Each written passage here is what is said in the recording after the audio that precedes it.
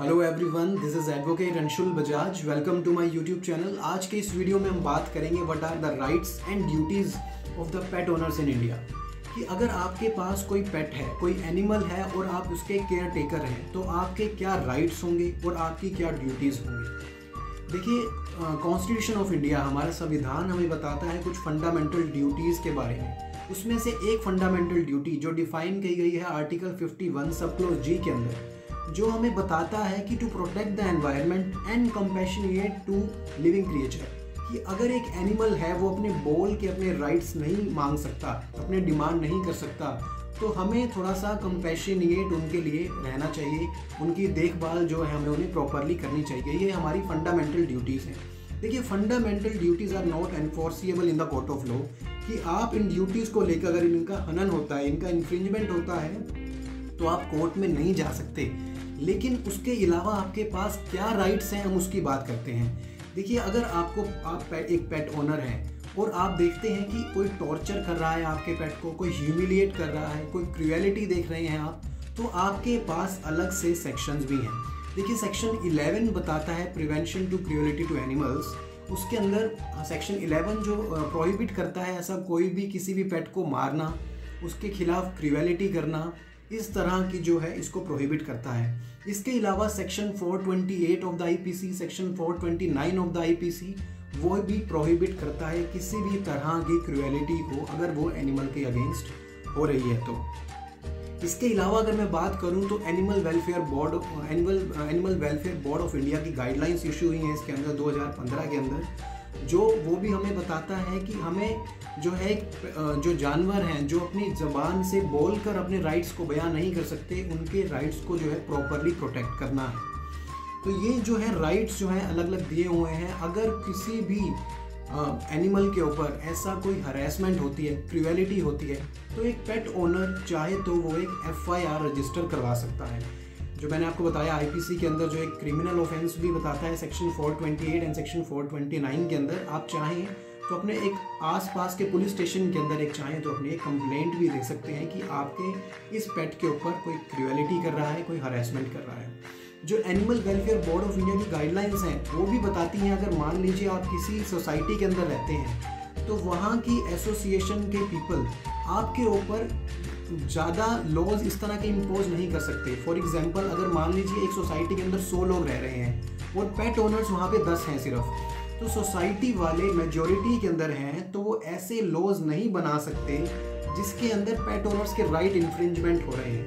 देखिए, संविधान हमारा जो कॉन्स्टिट्यूशन ऑफ इंडिया है फंडामेंटल राइट्स को भी डिफाइन करता है। आर्टिकल 19 है, आर्टिकल 21 है, राइट टू फ्रीडम है, टू मूवमेंट की फ्रीडम भी देता है। तो देखिए, वो बताते हैं कि आप इस तरह के पेट ओनर्स के लिए कर्टेल नहीं कर सकते, ऐसी कोई लॉज नहीं बना सकते जो कि पेट ओनर्स के अगेंस्ट में हो, जो कि उनके राइट्स को इन्फ्रिंज करते हो।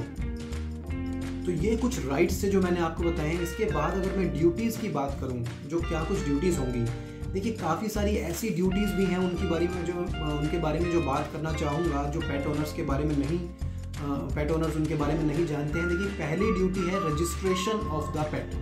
देखिए, आपको ये बताना चाहूँगा कि अगर आप पेट ओनर हैं तो इंडिया के अंदर हर स्टेट के अंदर अलग अलग लॉज फ्रेम किए गए हैं बाय द म्यूनसिपैलिटीज़। आपके एरिया के जो म्यूनसिपल कॉरपोरेशन हैं उनके एक्ट्स हैं, उन्होंने डिफाइन किया गया है कि अगर आप पेट ओनर हैं तो आपके पेट का रजिस्ट्रेशन करवाना मैंडेटरी है। ताकि देखिए, उस रजिस्ट्रेशन से क्या होगा, जो एक पेट है उसको एक अलग से नंबर डिनोट किया जाएगा, उसके गले के अंदर जो पेट है उसके गले के अंदर जो है कॉलर बांधा जाएगा और वो एक टोकन अटैच किया जाएगा, रजिस्ट्रेशन नंबर जिसके ऊपर लिखा जाएगा, ताकि अगर कोई पेट इन फ्यूचर आपका गुम भी हो जाता है ताकि उस नंबर से ट्रेस किया जा सके। सेकेंड थिंग, अगर कोई पेट है उसको प्रॉपर ईयरली वाइज स्टेरलाइजेशन हो सके, उसकी प्रॉपरली वैक्सीनेशन हो सके, इस तरह के लिए, या फिर कोई फ्यूरियस डॉग है, कोई वाइल्ड है, तो उसको जो है उसकी अगर कंप्लेंट हो रही है तो उस नंबर से जो है उसको ट्रैक किया जा सके। देखिए, मैं दोबारा बता दूं, इट इज़ मैंडेटरी। ये जो है लॉ जो है वो मैंडेटरी बताता है। अगर फॉर एग्जांपल के तौर पर अगर मैं बात करूं तो यूपी की बात करूं तो मैं उत्तर प्रदेश म्यूनिसिपैलिटी जो एक्ट है उसके अंदर सेक्शन 289 अगर आप पढ़ेंगे तो उसके अंदर सेक्शन 289 के अंदर बताता है पावर टू मेक लॉज। अगर एक म्यूनिसिपैलिटी चाहे तो एक लॉज बना सकती है। तो उत्तर प्रदेश गवर्नमेंट ने इसके अंदर कुछ लॉज फ्रेम किए गए हैं। तो लिस्ट H आप उसके अंदर फर्दर पढ़ेंगे तो वो आपको बताएंगे पब्लिक सेफ्टी एंड कन्वीनियंस। उसका सब क्लॉज 1 मैं आपको बताना चाहूँगा जो बताता है providing for registration of animals. तो अगर मैं उत्तर प्रदेश की बात करूं तो स्पेसिफिकली डिफाइन किया गया है कि रजिस्ट्रेशन करवाना मैंडेटरी है। अगली चीज़ इसके अंदर अगर मैं फर्दर क्लॉज की बात करूं तो क्लॉज K की जो बताता है every registered animal shall wear a collar shall be attached a token to be issued by the municipal corporation. तो उनके कॉलर के अंदर जो पेट है उसके कॉलर के ऊपर एक जो है नंबर अटैच होगा ताकि इन केस कोई उसकी फ्यूरियस है, उसकी स्टेरिलाइजेशन नहीं हुई है तो वो प्रॉपर टाइम टू टाइम हो सके। देखिए अगली बात मैं आपसे करना चाहूँगा इसके अंदर कि कैसे जो है रजिस्ट्रेशन इसका हो सकता है, इसकी क्या फीस है। देखिए अलग अलग लॉज जो है डिफाइन किए गए हैं अलग अलग म्यूनिसिपैलिटीज़ के अंदर। अगर आप देखेंगे तो वहाँ पे प्रॉपर फॉर्म प्रिस्क्राइब है। जैसे कि अगर मैं गाज़ियाबाद की बात करूं, गाज़ियाबाद म्यूनिसिपल कॉर्पोरेशन ने एक एप्लीकेशन भी बना रखा है। अगर आप चाहें तो ऑनलाइन अपने पेट को रजिस्टर वहाँ पे करवा सकते हैं। अगर फ़ीस की बात करूं बड़ी नॉमिनल सी 500 रुपये फ़ीस है और जिसको एनुअली जो है रिन्यूअल भी करवाना पड़ता है। और अगर मैं बात करूं क्या पेनल्टी क्या है, क्या कोई पेनल्टी भी अगर पेट ओनर हूं तो मैं अपने डॉग को रजिस्टर नहीं करवाता।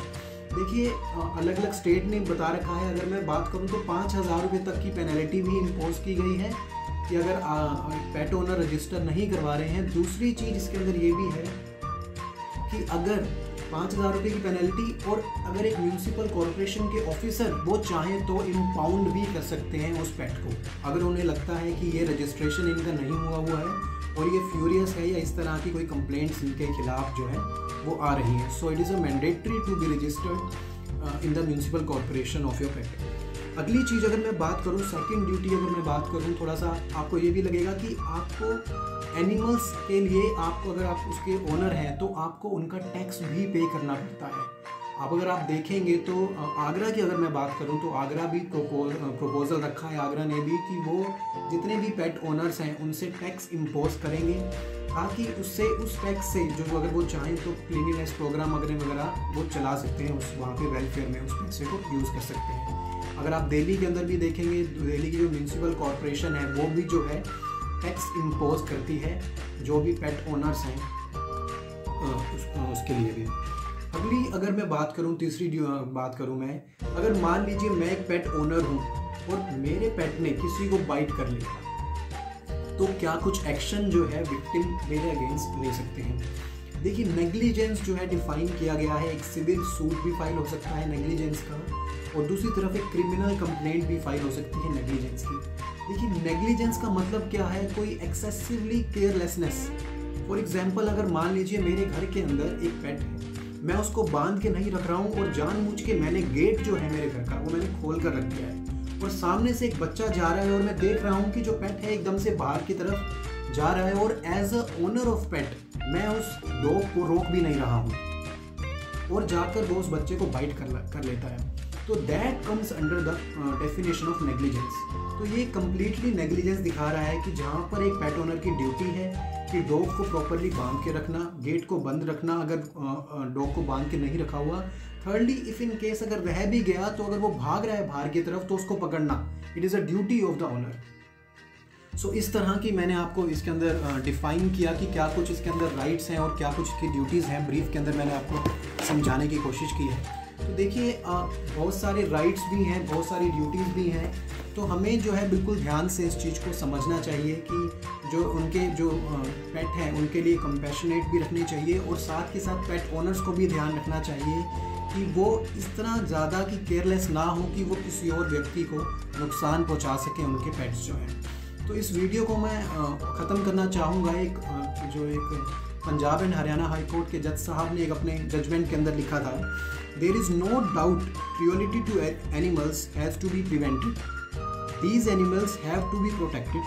At the same time one has to ensure that existence of these stray dogs and simians does not become menace to the mankind. After all human life is more precious than the animals. तो इस तरह की statement भी दी गई थी Punjab and Haryana high court के अंदर जो एक रिट फाइल हुई थी। सो इस वीडियो के अंदर मैंने कोशिश की है मैं एक्सप्लेन कर सकूं कि क्या कुछ राइट्स हैं और क्या कुछ ड्यूटीज़ हैं। अगर आपकी कोई क्वेरी है, आप चाहें तो इस कमेंट बॉक्स के अंदर इस वीडियो के नीचे आप अपनी क्वेरी दे सकते हैं। अगर मैं कोशिश करूँगा उस क्वेरी को दूर करने के लिए। इसी तरह की लीगल अपडेट्स के लिए आप चाहें तो मेरे चैनल को सब्सक्राइब भी कर सकते हैं। Thank you so much for watching this video.